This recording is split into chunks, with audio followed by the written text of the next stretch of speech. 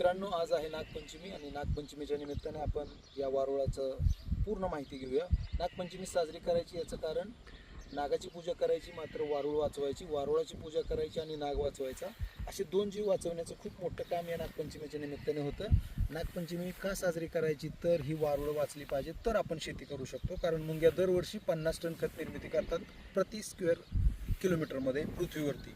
आणि ही जी वारुळ आहे ती आपण त्याची पूजा करतो, त्याला निवड ठेवतो. तो शाकाहारी असतो, तो मुंग्यांसाठीच असतो, सापासाठी नसतो. मात्र साप आणि मुंग्या यांचं नातं खूप घनिष्ठ आहे आणि सापाची पिल्लं यावेळेला बरोबर बाहेर पडलेली असतात.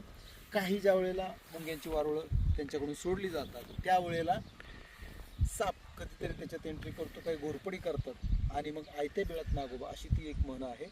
आणि ही वारुळं काळानुसार वाचणं गरजेचं आहे. वारुळाचं वय विचाराल तर 2 ते 3 लाख वर्षापूर्वीचे वारुळ आहे आणि आपण सहज तिथं ट्रॅक्टर